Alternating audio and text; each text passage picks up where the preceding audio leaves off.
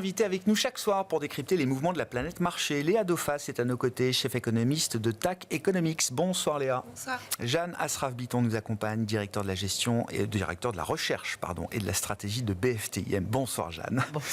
Florent Martini est avec nous également et lui est directeur de la gestion de Trecento Asset Management. Bonsoir Florent. Bonsoir Léa. Merci d'être là, ravi de vous retrouver tous les trois. Allons-y sur le match, c'est plus qu'un match. Il y avait déjà eu quelques escarmouches évidemment de Donald Trump vis-à-vis de Jérôme Powell, mais là on sent quand même que le front, la bataille, le combat de Donald Trump contre Jérôme Powell et la Fed est explicitement ouvert. Jeanne, quel est le rôle de Powell dans la stratégie de Donald Trump ?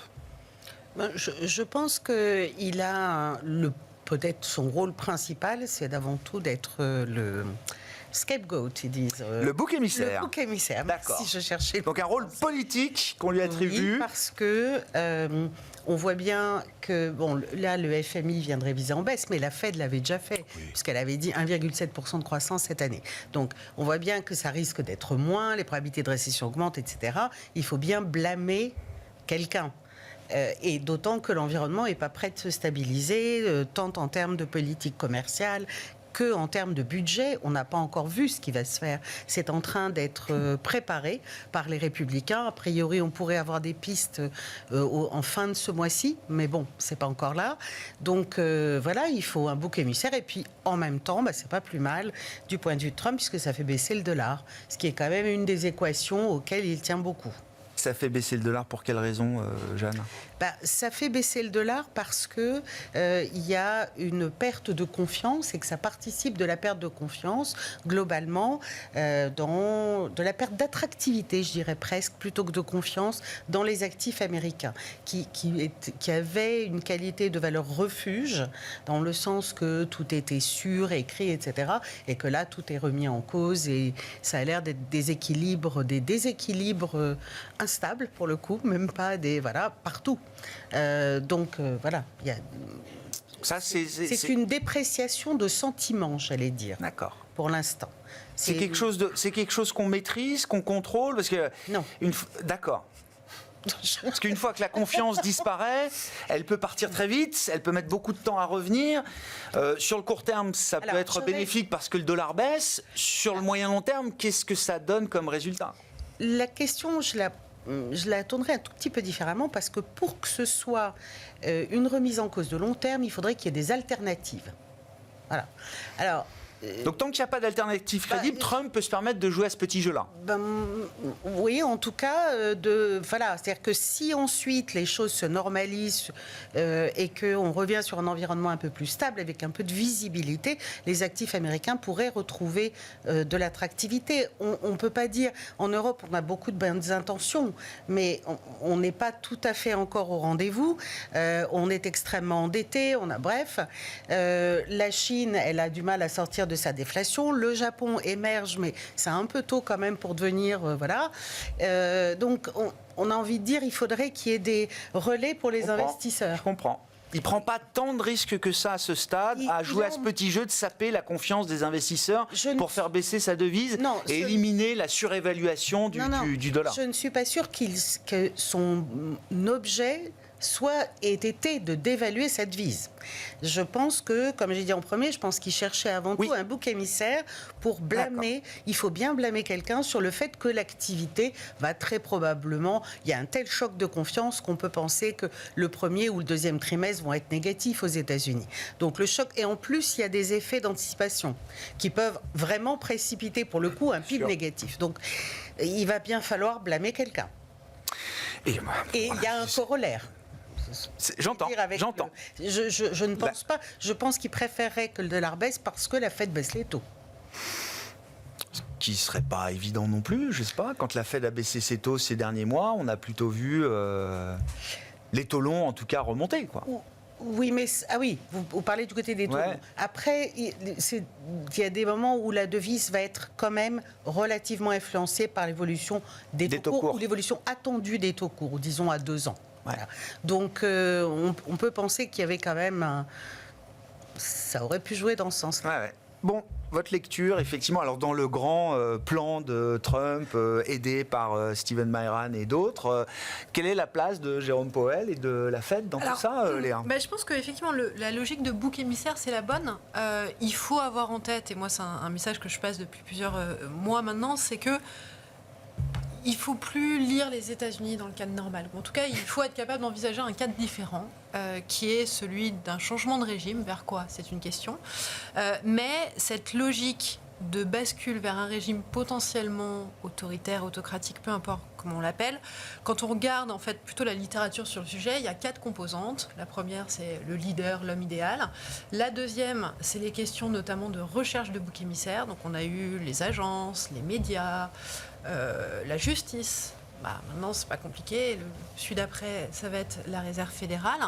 Et en fait, quand on ajoute tout ça ensemble, le sentiment que ça donne, c'est surtout de se dire, est-ce qu'on peut faire confiance à Trump? Quand on sait que les tarifs arrivent, sont enlevés, reviennent, quand on sait qu'au final, peu importe le cadre réglementaire dans lequel il utilise, de toute manière, il n'y en a plus. Il s'en affranchit, il peut s'en affranchir. Il peut s'en affranchir. Et donc même si au bout de 90 jours, ce qui est complètement illusoire, des tarifs, ça ne se négocie pas en 86 jours, ça se négocie en 2, 3 ans, voire même encore plus longtemps. Même si on a quelque chose, on sait que de toute manière, ça pourra être remis en place peu importe comment. Donc tout ça fait que quand vous attaquez les institutions, quand vous y rajoutez une incertitude qui ne se résoudra pas, même si quelque chose naîtra au bout des 90 jours, vous amenez une signature US qui se dégrade. Exactement ce que disait Jeanne sur le dollar. Et le point de bascule le plus important qu'on regarde tous, c'est effectivement pourquoi dans ce contexte-là, les taux longs ne baissent pas dans un contexte de valeur refuge. C'est parce qu'on a une prime de risque sur la signature US, une prime de terme, on en parle peu. Jeanne mentionnait la question du budget, mais en réalité, le seul moyen que les États-Unis vont avoir pour s'en sortir, si effectivement ils nous emmènent dans cette logique-là, c'est la dépense budgétaire. On ne pourra pas gérer cette problématique-là sans dépense budgétaire. Vous rajoutez une prime d'inflation, vous avez prime de terme, prime d'inflation, prime de risque. Tout ça, en fait, c'est la signature US qui se dégrade. De combien, c'est impossible à savoir. Mais quand on est dans ces éléments d'incertitude et qu'en plus, on commence à remettre en cause la crédibilité de la Fed, qui est en fait à peu près le seul put qu'on peut avoir aujourd'hui dans cet environnement-là. C'est un bien commun, diraient certains. En tout cas, c'est nos points d'ancrage. Dans l'incertitude qu'on a, on cherche les points d'ancrage. On a probablement la Fed. Elle va être testée. En tout cas, jusqu'où Trump peut aller, c'est une question ouverte. Mais en tout cas, il va la tester. Le fait qu'il la teste fait encore sauter une digue supplémentaire. Et donc, tout ça mis ensemble, oui, effectivement, c'est le dollar, ça va être les taux. Et puis, le point, je pense, qui est un point que le marché a encore du mal à voir aujourd'hui, c'est de se dire, le scénario qu'on va avoir, c'est pas un scénario dans lequel, un moment ou un autre, la Fed va baisser les taux et puis ça va aller mieux. C'est illusoire de croire ça. Ça va être un moment où la Fed va peut-être baisser les taux, probablement. Alors, pour quelle raison? Parce qu'on va avoir une récession qui va arriver. L'ampleur... Alors, les niveaux du FMI sont encore trop optimistes. On est probablement dans des ranges entre 0 et 1% cette année. Mais quand on est dans cet environnement-là, et que derrière, on a une incertitude qui est dominante et qui va rester, même s'il change, c'est-à-dire que même en baissant les taux, la politique monétaire est inefficace. Et je vais être un peu cynique, mais c'est exactement ce qui se passe en Chine aujourd'hui. Vous avez des problèmes de confiance partout. La politique monétaire chinoise est inefficace. Et on va y arriver aussi côté américain. Pourquoi? Parce qu'on attaque la crédibilité de la Fed. Et donc en faisant ça, le risque même, ça va être que même si la Fed baisse les taux pour essayer de soutenir l'économie, derrière, on ne va pas reprendre. Pourquoi? Parce qu'on va avoir des questions sur l'investissement, sur l'emploi, sur la confiance, sur les achats, parce qu'il aura cassé tout le cadre. Et c'est ça, en fait, le risque qu'on a. Et la crédibilité de la Fed, c'est le point supplémentaire sur l'ensemble de mesures qu'il est en train de mettre en place depuis son début de mandat. De plus en plus d'économistes que je suis, et depuis des mois, sont attentifs au respect de l'état de droit, le respect de la rule of law. C'est quelque chose d'important pour les investisseurs, écrivent des économistes. Un stratégiste, alors c'était à l'issue de la journée mémorable du 9 avril, stratégiste de Fundstrat à New York, aux États-Unis, qui est un bull historique du marché, est venu faire son mea culpa en disant « je me suis trompé, j'ai mal lu et j'ai mal compris ce que faisait Donald Trump. Il a cassé des covenants clés du capitalisme. » C'est quand même des phrases lourdes, je trouve, pour des investisseurs et pour des gens qui sont en plus réputés être boules américains, quoi. Alors, moi, je l'étais aussi. Hein, Oui. Le sentiment de il va y avoir de la régulation. Mais en fait, quand vous enlevez l'encre qui fixe les règles et que vous n'en avez plus, derrière, il n'y a plus de confiance. Et un problème avec le scénario actuel, c'est que on ne tient pas du tout compte de la bascule qu'il va y avoir sur l'ensemble du commerce. C'est-à-dire que la Chine va essayer de devenir cette puissance d'ancrage. Ça veut dire que l'Europe en face va essayer de comporter avec ça. Et donc tous les flux que ça va entraîner, les chaînes de valeur, les problématiques d'inflation, la bascule des flux, fait que, in fine, le scénario de marché est probablement trop optimiste si on continue d'aller dans ce scénario-là aujourd'hui. Et ça, c'est pas du tout prêt. Florent, qu'est-ce que tout ça vous inspire? Je trouve que d'un point de vue de comportement de marché, et c'est vous qui l'avez relevé, effectivement, j'ai hâte de vous entendre là-dessus, c'est quand même assez fascinant. On est passé d'un monde où il y a quelques mois où il fallait détenir tout ce qui était américain et tout ce qui était le plus proche des Mag 7, pour dire les choses très clairement sur les actions, à un monde aujourd'hui où tout ce qui est un actif américain est devenu quasiment radioactif pour les investisseurs. Impressionnant, hein. Consensus. Et la phase de baisse que connaissent les indices américains est très intéressante d'un point de vue comportemental parce que en fait, les grands mouvements de baisse comme ça, ils se décomposent souvent en 5 vagues. Donc la première vague était DeepSeek, on a eu une correction. La vague 3 de baisse est celle de tarifs douaniers, le cœur de la tornade des tarifs douaniers de Trump. On a eu le soulagement avec la pause des 90 jours. Ouais. Et puis là, il me semble que j'ai un certain nombre d'éléments en termes de psychologie de marché qui me laissent penser qu'on est dans la vague terminale de baisse. Donc là, c'est la grande capitulation. Là. Alors, je vais t'expliquer. Bon, c'est une vague où en fait les nouvelles sont extrêmement mauvaises. On n'a que des mauvaises nouvelles. C'est une vague où le positionnement et le sentiment des investisseurs est hyper pessimiste. Et c'est une vague où on a un sentiment de fin du monde. Quand on entend des remises en cause d'institutions comme la Fed, quand on entend qu'il y a une perte de confiance qui est peut-être structurelle sur le dollar, que tu disais l'analyse de Fundstrat, la stratégie de Fundstrat, voilà. Quand on a on a vraiment l'impression d'être dans Armageddon, le moment où ils sont sur l'astéroïde, ils essayent de percer le trou mais ils n'y arrivent pas, et qu'il y a la moitié de l'équipage qui meurt, on ne sait pas où est-ce qu'on va, et donc ce sentiment un petit peu fin du mondiste, c'est vraiment typique d'une vague 5. Et tu parlais de capitulation. Alors, je pense qu'il n'y a pas eu encore une vraie capitulation sur l'ensemble du marché. En revanche, il y a des endroits où ça commence à, je vois poindre ci et là des endroits où il y a de la capitulation, notamment sur certains endroits de marché qui avaient très très bien résisté à la baisse. Il y a les services médicaux, par exemple, aux États-Unis. Donc, notamment une valeur emblématique comme United Health, première capitalisation du Dow Jones. Assureur numéro 1 aux États-Unis, valeur extrêmement défensive, pas du tout exposée au tarif Trump, donc énormément résisté depuis le début de l'année. Ils ont publié la semaine dernière, c'est moins 30 en 2 séances. Donc ça, c'est pas des comportements normaux. Quand on se met à vendre des blue chips défensives comme composants du Dow Jones, il y en a 30. Voilà. Alors sur la base de résultats qui étaient peut-être pas très bons, effectivement, mais un tiers de perte de capitalisation boursière, ça dit quelque chose de la psychologie des investisseurs. C'est que la capitulation. C'est pas les fondamentaux du United Health qui ont changé comme ça en 2 jours. 5-10% de baisse, mais moins. D'accord. Donc ça, la bonne nouvelle, c'est qu'on est dans cette dernière vague de baisse. La mauvaise nouvelle, c'est que cette dernière vague de baisse, elle est très difficile à appréhender, dans le sens où on ne connaît pas sa temporalité et on ne connaît pas sa profondeur. J'ai pas assez d'éléments pour dire qu'un point bas est en train de se former. Pour qu'il y ait un point bas, il faudrait qu'il y ait certaines divergences qui apparaissent, du style, tu sais que j'aime bien regarder le taux de participation dans le marché. Il faudrait que les indices continuent de baisser, le taux de participation, donc le nombre de titres qui se comportent bien, commence à montrer des signes d'inflexion. Il y a des petites choses, mais c'est encore trop faiblard. Il faudrait qu'il y ait un changement de comportement majeur. Alors j'aime bien l'exemple, on avait vécu ensemble le retournement du Nasdaq en 2022 sur le bear market, où il y a eu cette séance... Il y avait un tournant psychologique très fort où l'inflation avait été publiée au-dessus des attentes. Les marchés avaient démarré en très forte baisse. Il y a eu ce renversement et c'était vraiment un tournant psychologique très fort. Ou alors il faut qu'il y ait une news mais qui soit absolument majeure.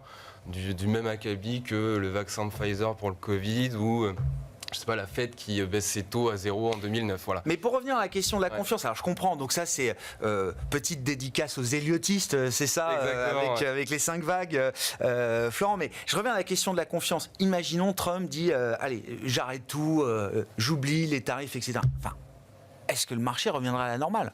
Est-ce que le dollar, les obligations souveraines américaines, les actions américaines retrouveraient le statut qu'elles avaient antérieurement ? Il y a une période de flou, c'est certain, et avant que la confiance ne se regagne pas comme ça. Donc il va y avoir une période de flou qui est certaine. Maintenant, je rejoins un petit peu ce que disait Jeanne, dans le sens où les entreprises qui sont très innovantes, qui ont des capacités d'adaptation qui sont majeures, elles sont beaucoup aux États-Unis quand même. Oui, moi, je gère un fonds intelligence artificielle robotique. Trouver des idées en Europe, c'est quand même assez compliqué. Voilà. Donc, non, mais on détruit pas tout comme ça aux États-Unis en 90 jours. La gouvernance des États-Unis, c'est pas la gouvernance de corporate américain. C'est deux choses qui sont quand même assez différentes. J'entends. On distingue Trump de la cote américaine, même si aujourd'hui tous les actifs américains souffrent sous les 90 premiers jours de Trump. Jeanne, pardon. Je suis totalement d'accord sur l'aspect qu'il y a des entreprises et qu'elles ont une voix, qu'on commence à les entendre, d'ailleurs aux États-Unis comme ici. Mais je dirais que même en plus, on a vu jusqu'à présent, entre guillemets, la partie la plus difficile de la politique de Trump qu'il veut mettre en œuvre. Oui. On a vu le pire ?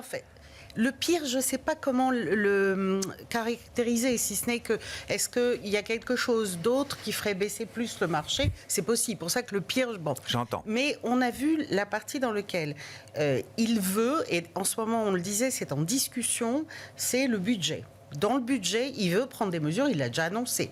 Il y a des mesures dont j'ai entendu parler, qui semblent être des rumeurs comme ça à Washington, sont des mesures dans lesquelles il permettrait l'amortissement immédiat ou quasi immédiat sur les investissements de structures manufacturières.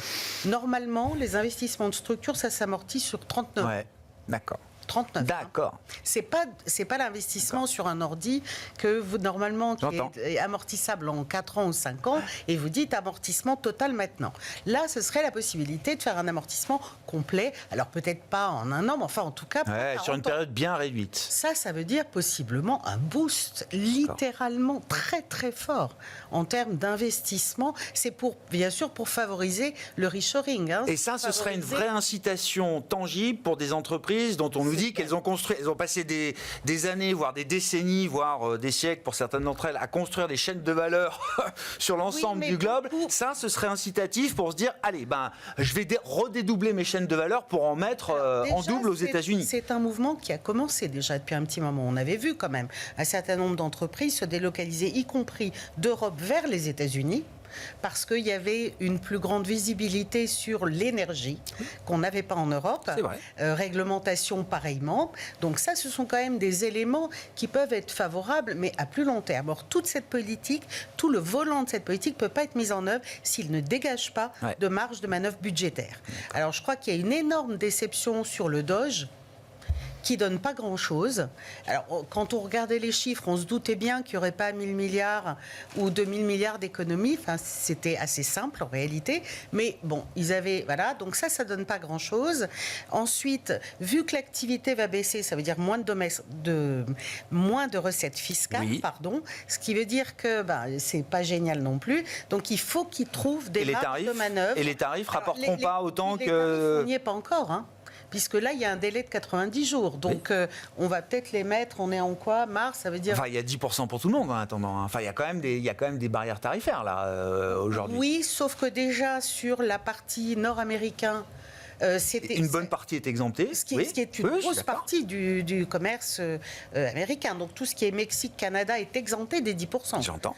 Donc après, on va voir. Après, il a exempté aussi les semi-conducteurs, il me semble. Pharma. Il a la pharma. Le bois, le cuivre, les métaux.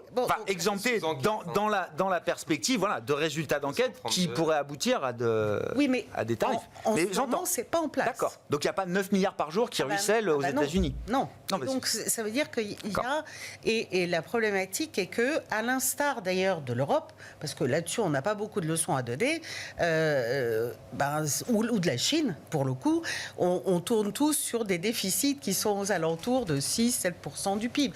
Je crois que entre la Chine et les États-Unis, ils se bagarrent entre 7 et 8% chacun. Hein. Donc déficits colossaux. Et il sait qu'il ne pourra pas passer un budget, parce que les Républicains ne voudront pas, dans lequel il y aurait une accentuation du déficit. Ouais. Donc il faut trouver, et vite, d'où cette impression de chaos et de précipitation, parce qu'il faut trouver vite des marges de manœuvre budgétaires, parce que normalement, le processus bipartisan a commencé et le vote du budget va être assez rapide. Ils projettent, semble-t-il, de l'avoir bouclé avant la pause estivale. Oui, c'est ce que j'ai vu d'ici cet été. Oui, c'est ça. Oui. Ah, non, mais c'est très, très rapide. Très court. Bon.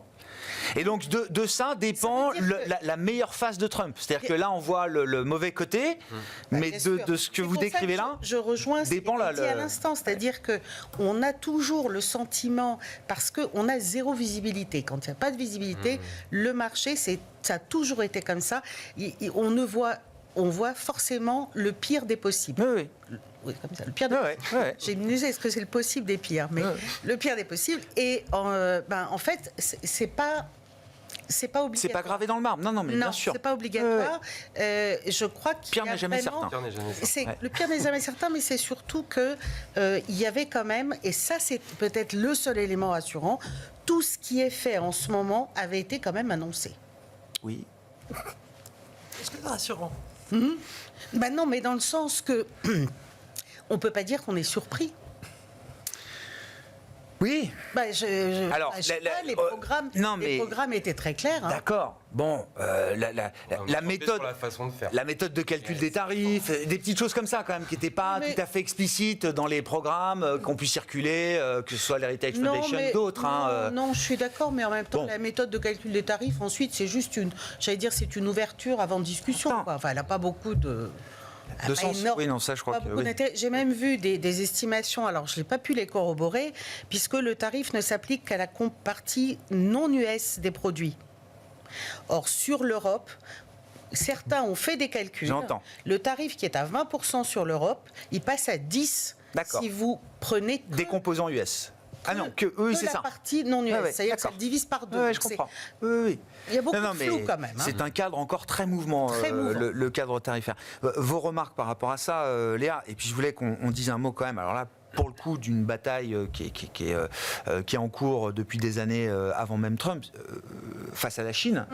On a l'impression que les choses, alors non seulement se durcissent, mais s'accélèrent. Est-ce qu'on va vers... Est-ce que l'objectif est un découplage total, ou en tout cas le plus important possible entre ces deux zones économiques? Et si oui, qu'est-ce que ça donne? Alors, l'objectif n'est pas le découplage, c'est qui gagne cette rivalité stratégique sino-américaine. C'est très clair depuis des années. Là, on se coupe de tout. C'est un embargo total sur tout, quoi. Alors, il y a plusieurs choses. Il y a deux actualités qui sont importantes et qui n'ont pas été un peu vues dans notre vague d'actualité. La première, c'est quand même que la Chine a répondu à ces effets tarifaires en mentionnant que pour les partenaires de la Chine, il fallait faire attention à ce qu'il n'y ait pas de mesures coercitives envers la Chine avec les deals signés avec les US.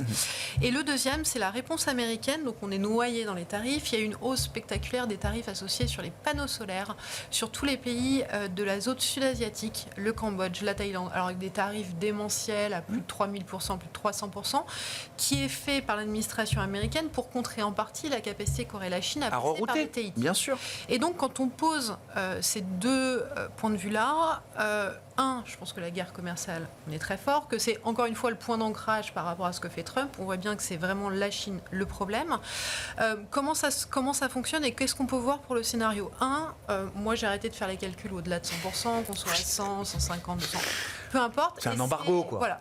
Et c'est important aussi pour l'inflation américaine, c'est-à-dire que quand vous faites la part des biens qui sont importés, par quel type de biens, quels sont les principaux distributeurs, peu importe ce que vous faites, même si on baisse à 10% sur l'ensemble du reste du monde, le fait que la Chine soit à un niveau substantiel est significatif pour l'inflation américaine. L'un ne compense pas l'autre. Entre plus 1,5 à plus 2 sur l'inflation américaine. Ça ne change pas les perspectives. Ça ne change absolument pas les perspectives. C'est cette problématique avec la Chine.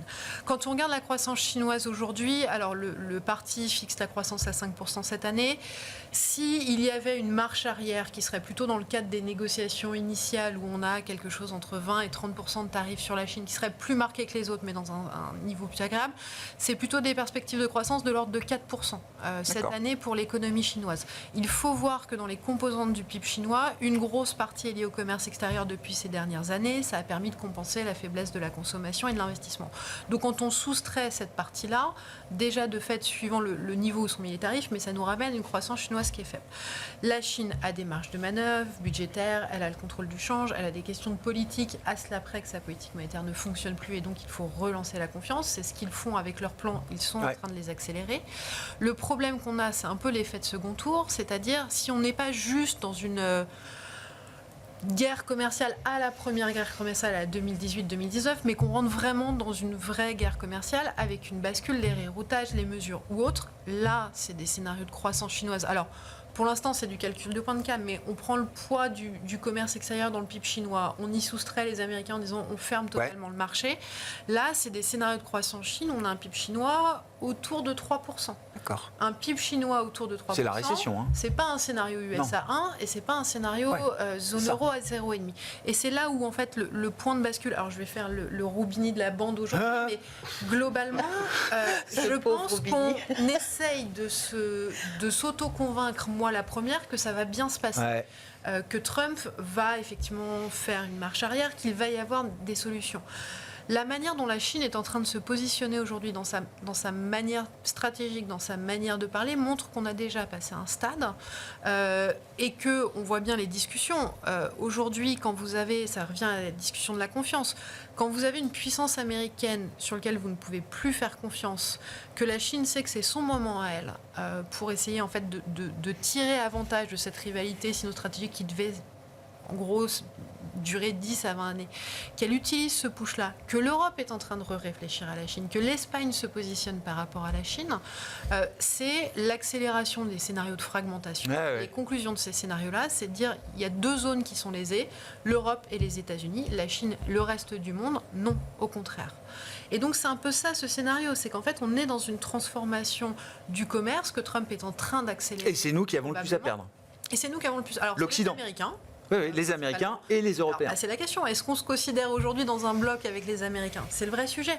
Mais globalement, ce scénario-là, et c'est pour ça aussi que Trump... La Chine demande un renforcement des relations avec l'Union européenne au plus haut niveau. Et elle a mais il faut qu'on oublie quelque chose quand même. Il faut qu'on oublie la Chine. Là, on fait un tableau magnifique.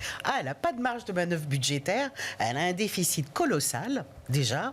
Et ensuite, on a oublié qu'il y a encore quelques mois, tout d'un coup, ils ont changé toutes les réglementations, si vous vous souvenez bien, et tout le monde s'était dit, oulala, la Chine n'est plus investissable. Oui, non, mais alors ça, là, tout d'un coup, bien sûr. On a oublié que c'est un régime qui est... Et donc, je ne suis pas convaincue que les Européens ou le reste du monde veuillent absolument courtiser maintenant la Russie et la Chine. La Russie, ils ont compris. La Chine, je ne crois pas du tout que ça irait dans ce sens-là. Et surtout pas en termes de commerce mondial, parce que si on regarde ce qui s'est passé depuis que la Chine est rentrée dans l'OMC, je ne suis pas sûre que ce soit à l'avantage de tout le monde. Non, mais on y a gagné en termes de désinflation.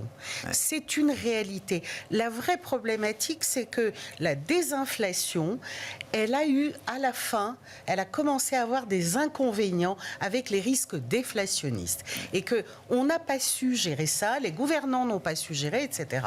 Mais je ne suis pas totalement convaincue de l'idée que tout d'un coup, la Chine va être l'objet de la confiance des Européens. Pour l'Europe, c'est l'enclume et le marteau. Quoi. Mais en fait, vous avez trois cadrages de scénario aujourd'hui. C'est qu'en fait, les États-Unis ont une question sur la confiance qu'on a.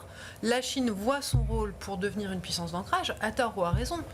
Et l'Europe, face à ça, qu'est-ce qu'elle fait? Il faudrait que ce soit l'Europe la puissance d'ancrage. Mais l'Europe n'a pas la capacité politique de cette puissance d'ancrage. Et sur les questions budgétaires de la Chine, encore une fois, il y a un problème d'endettement des collectivités, il y a un problème d'endettement des banques locales, il y a ces problèmes d'endettement.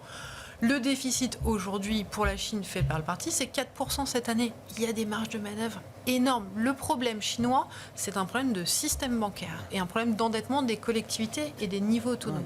Ouais. Elle fera ce qu'elle a envie. Il y a pas mal de hors-bilan quand même aussi. On est à 8% de déficit à peu près calculé. Et elle a la capacité à le faire. Et c'est ça que comme les États-Unis, ça ne change rien. Avec le statut de valeur refuge du dollar et des taux longs. Ça veut dire le mouvement de janvier de cette hausse de prime de terme, moi c'est ça qui me fait peur. C'est que la hausse de la prime de terme a normalisé je dis pas que les États-Unis n'ont pas... visiblement, le rôle de valeur refuge a été remis en cause. Oui. Je ne pense pas une seconde que la Chine va devenir valeur refuge. Non. Mais elle va chercher à se positionner. Ouais, enfin, bon, elle peut le devenir pour certains de ses partenaires locaux dans une zone Asie. C'est le cas. Je suis d'accord, mais c'est un statut qui peut se renforcer. Oui. Je ne sais pas, à mon avis, il est très bien ancré en réalité comme statut déjà. Bon, parmi toutes ces considérations, que vont nous dire les entreprises, Florent, puisque là, on entre dans le dur de la période de publication de résultats. Il y a déjà eu quelques objets intéressants de ce point de vue-là. Qu'est-ce qu'on attend des entreprises là dans ce contexte? C'est un peu tôt pour donner un enseignement des publications. C'est vrai qu'il y a eu quelques enseignements intéressants la semaine dernière. Alors, ce qui est intéressant, là, l'enjeu, c'est de maintenir sa guidance. On est déjà dans livret 1. On est vraiment sur l'enjeu, il est là. Ouais. Voilà. Donc déjà, c'est ça. Donc le jeu, ça va être compter les entreprises qui sont capables de confirmer, enfin, de maintenir des perspectives. Je dis pas de les confirmer ou de les abaisser ou de les rehausser, mais alors de simplement donner des perspectives. Ceux qui les maintiennent, qui ne touchent pas leur guidance, c'est déjà... Là, c'est le top du top. Voilà, après, sur le discours des entreprises, la semaine dernière, il y avait ASML, TSMC, ils savent pas plus que nous. Non. Ils sont dans le flou et ils disent on spécule pas sur la politique tarifaire de Trump. Donc là, il n'y a pas de... Il n'y aura pas dans le discours... On ne va pas apprendre des choses dans le discours sur la politique tarifaire de Trump. Voilà, ils seront dans le flou. Non, mais on va apprendre combien ça peut coûter pour une entreprise exposée à des tarifs. C'est difficile à pricer, même pour les entreprises. Ouais. Parce que de toute façon, ils ne peuvent pas raisonner, toutes choses étant égales par ailleurs. C'est tellement volatile, et en un tweet, il peut effacer tout ce qu'il a fait, donc c'est très difficile. Après, il y a une manière de se positionner en amont, et nous, c'est vrai qu'on a identifié vraiment 3 catégories d'entreprises qu'on a favorisées jusque-là. La première, évidemment, c'est celles qui sont un petit peu isolées des politiques tarifaires, soit parce qu'elles sont tournées vers leur économie domestique, soit parce que leur cœur business fait qu'elles ne sont pas exposées aux tarifs. Dans la tech, il y a Netflix, par exemple. Voilà, ça traverse complètement, c'est quasi au plus haut historique, ça fait partie des entreprises qu'on avait identifiées. Ça veut dire, non mais intéressant Netflix, parce qu'on parle beaucoup de la balance alors des biens déficitaires des États-Unis vis-à-vis de l'Europe, mais ils sont très excédentaires en termes de services, et Netflix est l'emblème, c'est-à-dire que l'Europe fait les fins de mois du trésor américain, et en échange, on est devant Netflix le soir quand on rentre du boulot. Il n'y a pas de crainte. Il y en a toujours, mais si vous avez toujours peur je comprends. Vous faites rien. Je comprends. Mais effectivement, oui, ça fait partie des risques qu'on a identifiés dans le scénario d'investissement. Si ça se matérialise, on avisera. La deuxième catégorie, c'est qu'il me semble qu'il faille rester quand même positionné sur des acteurs globaux, exposés à des chaînes d'approvisionnement mondial. Mais on va aller chercher des entreprises de grande qualité qui ont des très fortes barrières à l'entrée et donc du pricing power qui vont être capables de traverser la période soit en répercutant les hausses de prix, soit parce qu'ils ont ce pricing power pour être capables de le faire. Et la troisième catégorie, c'est les entreprises qui sont très agiles, qui ont des facilités de production. Alors on a parlé du Mexique, du Canada, l'Amérique latine, ça peut être intéressant, ou des entreprises qui aident les autres à optimiser leur chaîne logistique. Je prends souvent l'exemple de Palantir, qui a aidé Heineken à réorganiser une partie de sa chaîne logistique. Et le boss de la logistique d'Heineken disait qu'il était bluffé parce étant donné la complexité de la chose, en 3 mois, ils avaient réussi un travail qui met d'habitude 3 ans à se faire. Palantir, c'est le raffinage de données. Exactement, tout à fait. Voilà. Donc voilà, on est plutôt sur ces entreprises-là. Après, il y a des thématiques qu'on aime bien et dans toutes les zones, il y a des choses intéressantes. Sur la tech chinoise est très intéressante. Il y a eu un renversement complet du gouvernement chinois sur la tech. Ah oui, ah bah ça y est, on a vu Jack Ma de retour à côté de donc Alibaba, c'est un titre qu'on continue de porter. Ouais. En Europe, il y a la défense qui est très intéressante et d'ailleurs toute la thématique de sécurité, on aime beaucoup ce sous-thème-là. Pour un investisseur moyen long terme, c'est pas surjoué encore ce thème-là. Il y a une visibilité qui est trop forte en fait. Ça a rendu un peu d'ailleurs, le thème a un peu rendu, mais c'est vrai qu'on a vu Rheinmetall à 62 PE, on se demandait quand même si on n'était pas allé un peu loin. Rheinmetall, on va un peu loin, je vous l'accorde, mais il y a une visibilité qui est tellement forte. Et puis c'est un thème plus large que simplement Rheinmetall. Voilà, tout à fait. Et puis vous cherchez des poches de visibilité. Et dans la défense et la sécurité, il y a la sécurité physique des personnes qui pour l'instant n'est pas touchée par les coupes budgétaires Trump par exemple. Il y a la cybersécurité qui est très intéressante puisque la guerre technologique avec DeepSeek s'est complètement réaccélérée avec les Chinois. Donc ça, c'est des poches intéressantes et on continue de pousser notre thématique d'IA et de robotique parce qu'étant donné la démondialisation qui est en cours et la démographie qui est la situation dans laquelle on connaît dans les pays occidentaux, nécessairement, les entreprises vont continuer à besoin de faire des gains de productivité et de continuer à automatiser. Malgré l'incertitude Trump, y compris sur des domaines technologiques très importants, vous dites que c'est quand même des thématiques qui offrent encore de la visibilité, en fait, tout simplement. C'est l'issue qu'on trouve à cette guerre tarifaire, parce que je pense qu'il a fait avaler à tout le monde que les 10% c'était le cas de base. Et donc même s'il revient que sur 10%, les entreprises, pour conserver un niveau de marge important et un buffer, il faut qu'elles continuent de faire des gains de productivité et d'automatiser. Ouais. Bon, sur ces marchés, comment on se positionne effectivement? Est-ce qu'il y a quand même des trends, des tendances? Alors déjà, la défiance vis-à-vis des actifs américains, comment est-ce qu'on se positionne par rapport à ça?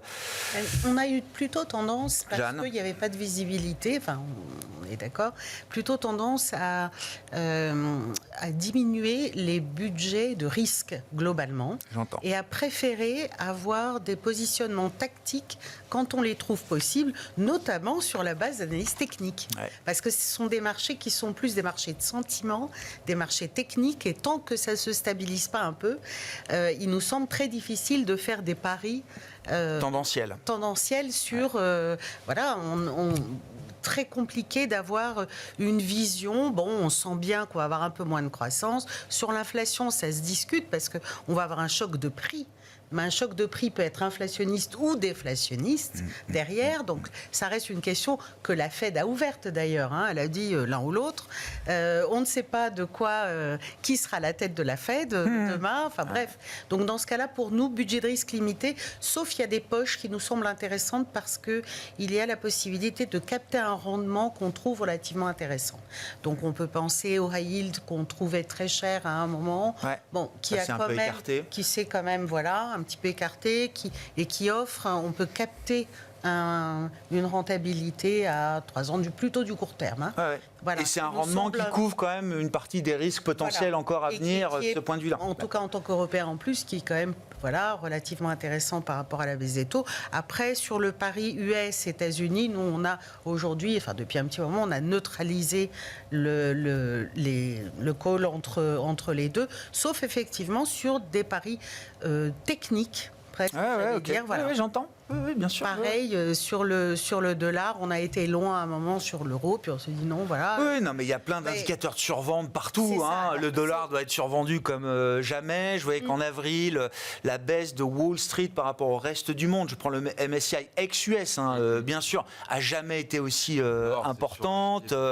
Voilà. Et si vous prenez le MSCI Chine par rapport au CSI 300, c'est le grand écart.